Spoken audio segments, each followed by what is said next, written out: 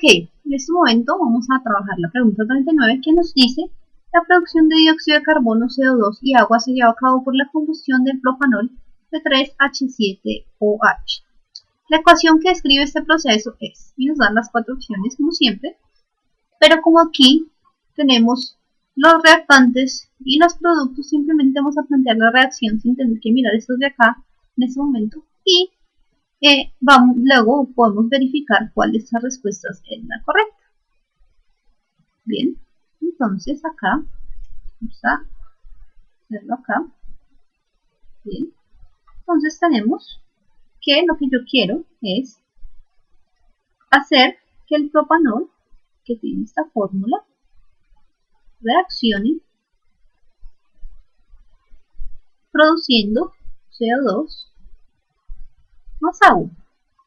Ok, pero tenemos que tener en cuenta que una combustión no se puede llevar a cabo si no hay oxígeno. Bueno, entonces ya tenemos la ecuación acá, pero esta ecuación no está balanceada, porque aquí por ejemplo tenemos 3 carbonos y aquí solo 1. Entonces vamos a balancearlo. Lo primero que vamos a hacer es balancear los carbonos. Los carbonos voy a tener 3, ya quedamos aquí con 3 acá y 3 acá.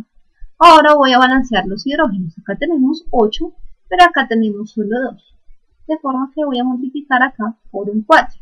Ahora lo único que nos falta es los oxígenos. Aquí tendríamos 6 más 4, 10. Y acá tenemos 2 y 1, 3. Entonces simplemente vamos a multiplicar acá. Necesito un poco más de espacio acá. Entonces voy a borrar acá un poquito este símbolo más. Y voy a colocar aquí un 4,5. ¿Por qué? Porque si yo miro, acá me va a dar 9 y aquí más 1, 10, de forma que nos queda balanceado con los oxígenos de este lado. Muy bien, entonces esta es la ecuación que nos queda y vamos a revisar de las ecuaciones que tenemos acá cuál es la que corresponde a esta. La A no es, porque podemos ver que tenemos propanol y de productos tenemos el dióxido de carbono y agua, pero no tenemos oxígeno. Además no está balanceada. En la B tenemos el propanol más las 4,5 moles de oxígeno más las 3 como producto tenemos 3 moles de CO2 más 4 moles de agua. Entonces ya podemos ver que esta es nuestra respuesta correcta. Sin embargo, vamos a ver las otras dos, pero aquí, como podemos ver, en esta nos muestra que el orden de la reacción es inverso, lo cual es incorrecto porque estamos haciendo que combustione el propanol con oxígeno para crear dióxido de carbono y agua. Lo mismo para la reacción D. Muy bien. Entonces, concluimos que la respuesta correcta, otra vez, es B. Pasamos a la siguiente pregunta, en la cual tenemos estas reacciones. Bien. Entonces, nos dice, utilizando las siguientes reacciones se puede describir cómo obtener un alcano a partir de un alquino. Recordemos que es un alcano. Entonces, un alcano es un compuesto que tiene simplemente enlaces sencillos en su estructura, y un alquino es aquel que tiene enlaces triples. Entonces, aquí nos presentan estas reacciones.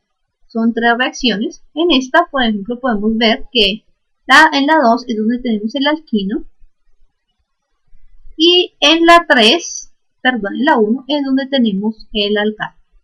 Ahora, nos preguntan el orden correcto en que se deben llevar a cabo las reacciones para obtener butano, esta es su fórmula, a partir de tino, es esta, es. En este caso simplemente vamos a ver cuál es el orden correcto de estas 3 reacciones y lo vamos a hacer de la siguiente manera. Acá tenemos, vamos a borrar esto de acá. Bien, vamos a borrarlo.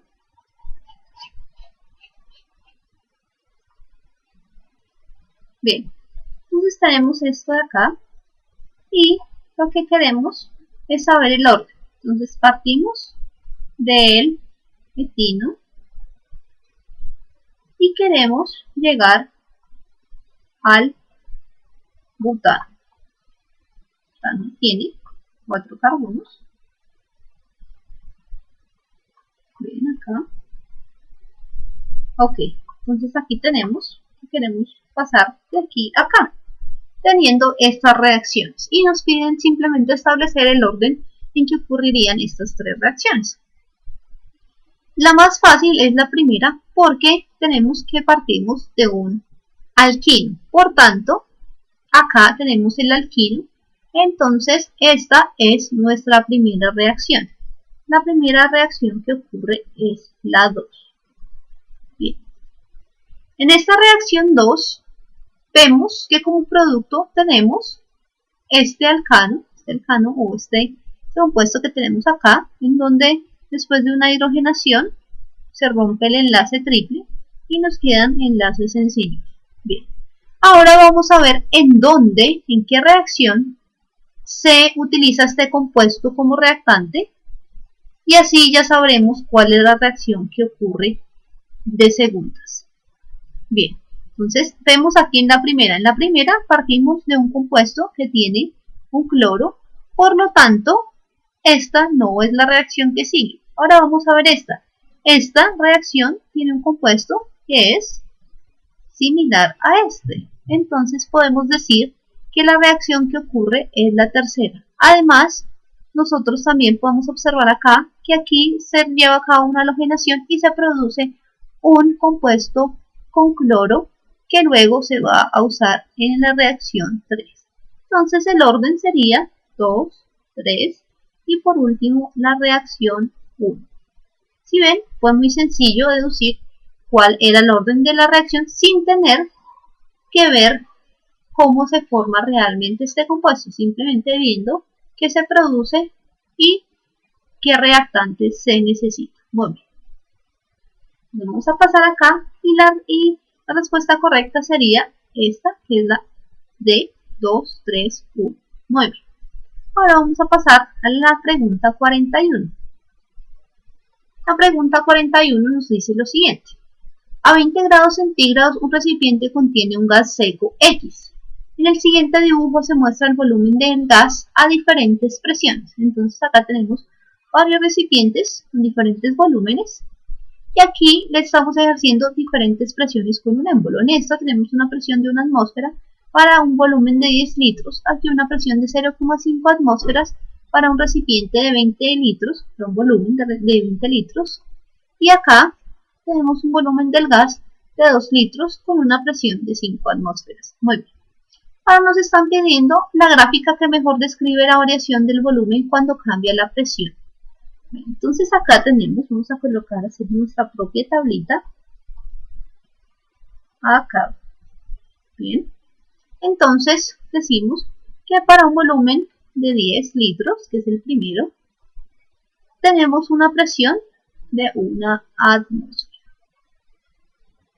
Ahora, para un volumen de 20 litros, que es el segundo, tenemos una presión de 0,5 atmósferas.